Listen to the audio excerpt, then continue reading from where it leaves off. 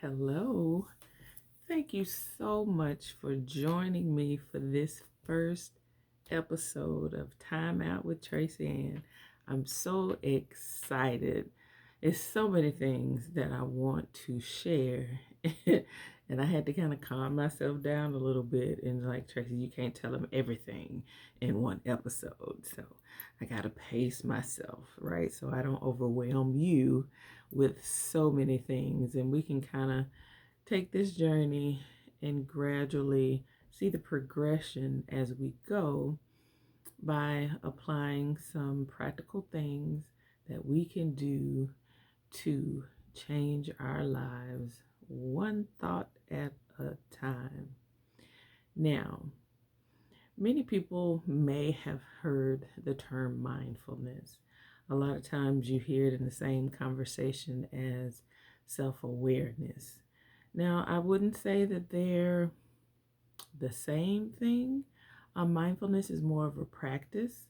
When you become more self aware, I think you are a more highly mindful person because you are self aware. So I'm going to read to you, so pardon me looking. One of the better definitions or better descriptions, that's probably a better word to say, of what mindfulness is. So mindfulness is simply the awareness that you experience when you pay attention on purpose without judgment to the present moment. Read that again. Mindfulness is simply the awareness that you experience when you pay attention on purpose and without judgment to the present moment. Now, that can be like, oh, well, what does that mean? So, let me give you an example. I'm going to use a food example, if you will. So, think about when you're sitting eating, say you're eating ice cream, and you've sat there and you've eaten this whole cup of ice cream, and somebody asked you, how was the ice cream? And you pause and you think, it was good. I always get strawberry ice cream. A more mindful person will say, or their response to that may be, it was the right temperature. I love strawberry ice cream, and the strawberries in this particular ice cream was so smooth. They weren't really large pieces of strawberry, so I didn't get a lot of seeds in it, and I was able to taste the sweetness, but it wasn't too sweet, and it was really creamy. And they can give you more descriptive things about what they experienced eating ice cream. So many times we live and go through our lives day after day after day and have no recollection of, I went to work, I sent some emails, went to the grocery store, I cooked dinner, took a bath, went to bed, woke up, I did the same thing. Did the same thing over and over. But we're not actually present in our lives. We're so busy doing things and going places that we never really stop to take the time to say, I know, I'm gonna say Sue. It's one of my coworkers. She's across the hall from me. I know Sue was telling me this conversation about her son yesterday, but I can't really remember what she told me was wrong or why she was out from work the other day. And it's possible that we can be not in the moment and not fully present and engaged, and we don't even remember this important thing that she would have been sharing with me about her child. Because in my mind, I'm thinking, man, I got to finish this report. Oh, I got a meeting in 30 minutes. And we miss so many things in our lives. Now, I want to kind of tell you how I got to this. I've shared it. Some people may have heard it before of how I got to even being introduced to the practice of mindfulness. Now, it was several years ago, maybe 20 or more. I was on this journey to figure out me, my life, and who I was, where I was, why I was in this cyclical state of being. And ultimately, I was just sick of me. I was sick of, like, why I keep doing these things. Why am I in my mind and in my thoughts? Now, I joke sometimes and say that I'm a recovering overthinker. So I don't analyze everything to the degree that I used to. But back then, listen, these thoughts would race and run and race and run. And I didn't have the adequate tools, if you will, to capture these thoughts. So I went to first therapist. Well, I'll tell you something. When I first started my therapy, well-being, my journey, it really took me maybe 5 to the 5th one before I actually found someone that I connected with. So if you're starting your journey and you're looking for a therapist or somebody, don't give yourself some grace, give them some grace, but be sure you find someone that you truly connect with, that your faith and your beliefs align. Because if you can't be honest with them, you're not going to be honest with yourself, and ultimately you're not going to get what you need out of that process. Okay, now I digress. I'm gonna go back to where it was. So when I first started, this was probably maybe the third person, counselor, therapist that I had gone to. And I was a little irritated, to be honest, because I kept sharing things with her and she was telling me, oh, well, that's normal. It seemed a little dismissive to me. Now, in hindsight, I can appreciate that this was just a place that I needed to be because of where she referred me to. So she told me, she said, there's another therapist here in the office and she teaches a class and sessions on mindfulness. I never heard what mindfulness was, but I was really irritated with her at the time, and I'm like, well, you're not really doing me much good, so let's see what she has to offer. So I signed up for these classes and really didn't know what to expect, but I was open. So I go to this session, and they were maybe, I guess, typically 50 minutes.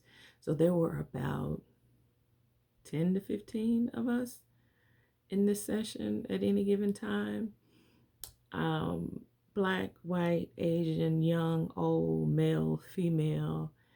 And I remember sitting there for the first time, and they would ask if you felt led to share why you were there, what brought you there.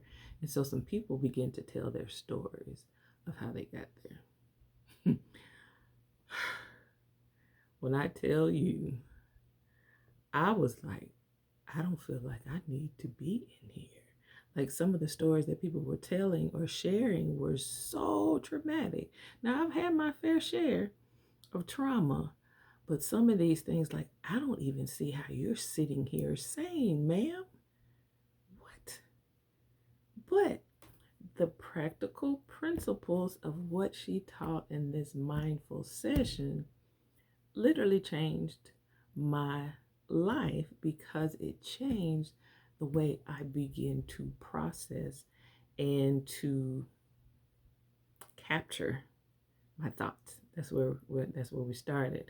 If we learn how to capture our thoughts, we can take control of our actions, ultimately being able to create a better life for ourselves. So That was 20 some years ago. And it took me a minute and probably be the fifth therapist, which I've been going to her now for almost 20 years now, off and on, to get to a place where I finally grasped a hold of these principles of mindfulness, right? So, what I want to do in these times that we're together is not only share things that I've experienced, but kind of give you some practical ways of living day to day. Now, I am a corporate America girl, and I remember this was shortly before the pandemic hit, and I had surgery on my knee. Now, I'm in a event hospitality lane, so we're always going, always doing, always making decisions, always planning something, picking up something, fixing something, doing something. It was like this, back to back. You finish one, one's here, one's leaving, one's coming. It was always something. So for about a year and a half, this is what my life was. It was work. It was this, drop one to the next and on to the next, finish this one, on to the next. And I currently still do that.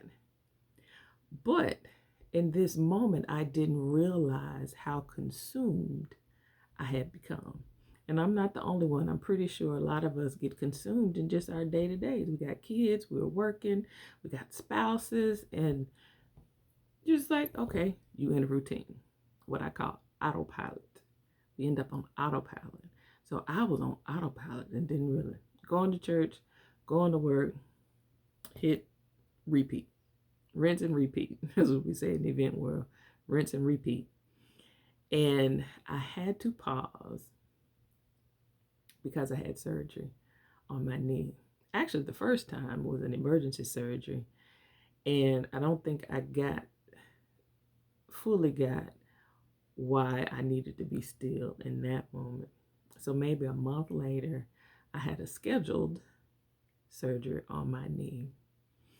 And the worst part of that time, and it was probably maybe a month and a half that I was off, I was so anxious, so extremely anxious.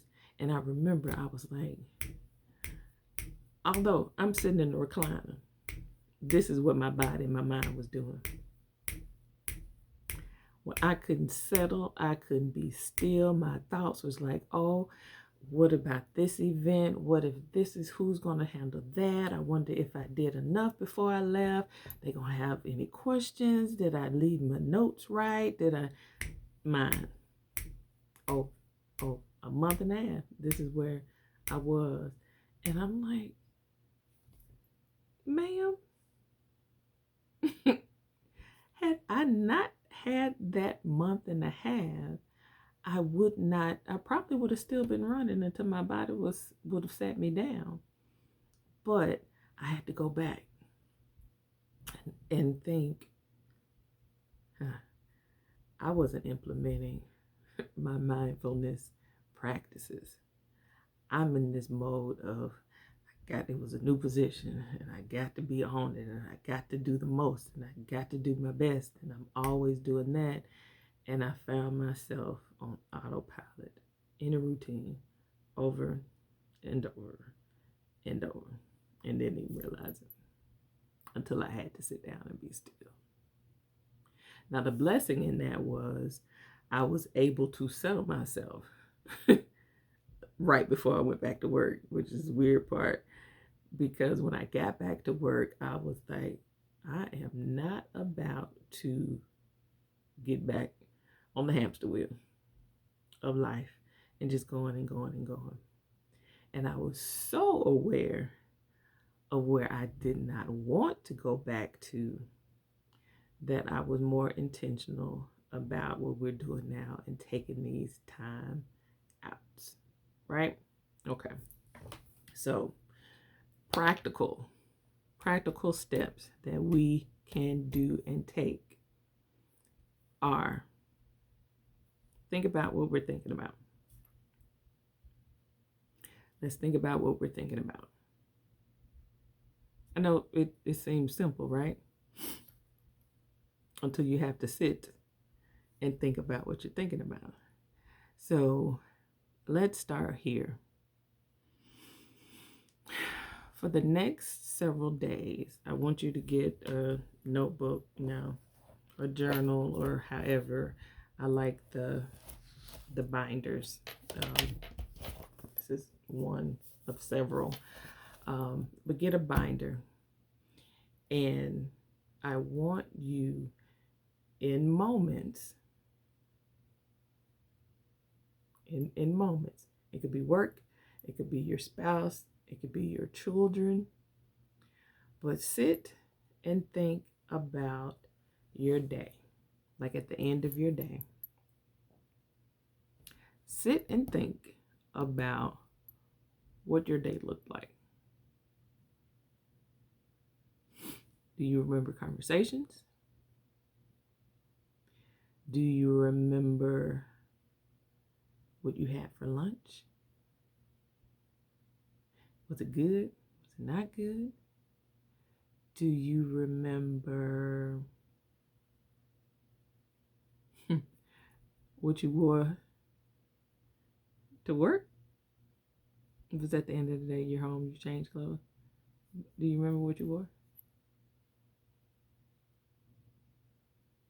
Was there a process that you went through to decide what you was going to wear to work? Think about these little things. When you pulled out of the driveway, could you hear birds chirping? Was the sun shining?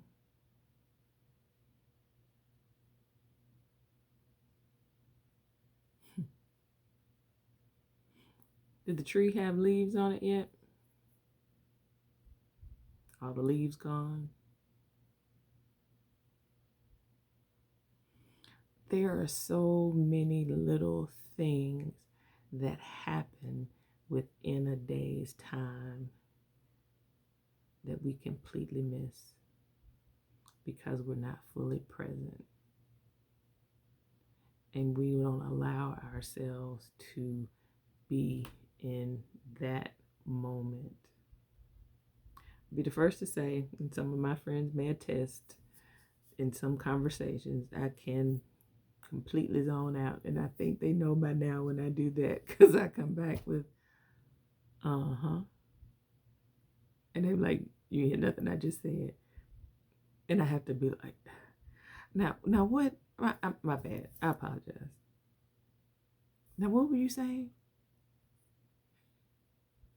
Or then they remind me later, no, I told you that. I'm like, no, you didn't. Like, yep, I sure did. Yeah, you must have been doing something else. But in those moments, I know that I have to be intentional about being in the moment in conversations that people are having with me. Just like I would want them to pay attention fully when I'm sharing something silly, funny, deep, crying, laughing, whatever it is. I want them present when I'm speaking. So even in these simplest things that we do day to day, we don't even realize that we're not fully present because we're so used to autopilot. Get in there, get out, drop the kids off. All right, have a good day. Come back. How was your day? Now think about it. How many times do you go to work or have you been to work and you say, good morning? How was your day? Do you stop to actually engage if they respond? Or even better yet, on the reverse, if somebody asks, so how's your day going? You just say, fine. Now, I trip people up now because I'm like, listen, do you really want to know? Let me tell you. Yeah. Let's Think about what we're thinking about. So that's the challenge that I want to leave you all with this week. Pay attention. When you get home in the evening, and I want you to do this for at least a week. You come home in the evening, just sit still for a few moments before you go to bed and write out what you did that day. What stood out to you in your day? Were you present? Were you on TikTok, Facebook, IG? Did that consume your thoughts and your time? Sometimes we're fully present on social media, but not actually in life. Are we showing up for ourselves and those around us that we love and fully present? That's being mindful. Take that time out to be present. Just for yourself. Let's start with you first, and then we'll branch off into other people. But what I want us to do here with taking these intentional time outs is so we can better show up for ourselves and those around us that we love. Because I promise you, probably 9 times out of 10, or 9 out of 10 of you all are just coasting through life and not even able to be in moments because you're worried about something that happened that you can't do nothing else about, or you're worried about something that may happen that more than likely probably won't, that you miss right now. I want us to be present. I want us to not be always so focused. Now, we do have to prepare for future and things, but I don't want us to be so focused on those things that we miss right now. Like, I don't want to be so excited about, oh my God, I'm about a brand new house, that I'm not grateful for the one that I'm already in. I don't want us to be so focused on, ooh, I'm going to get a brand new car, or I'm saving to get this car, that I'm not appreciative and taking care of this car that's been getting me to A to B for the last several years, faithfully. Can we be present in these moments, not just for ourselves, but everybody around us? Yeah.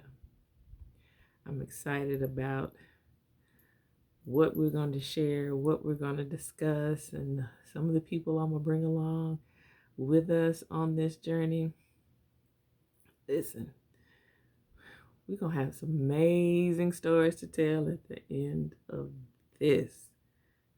I know these last several years that I've been intentional about being mindful and present has so changed my life and those around me. So I want you to do the same. I thank you for being present with me.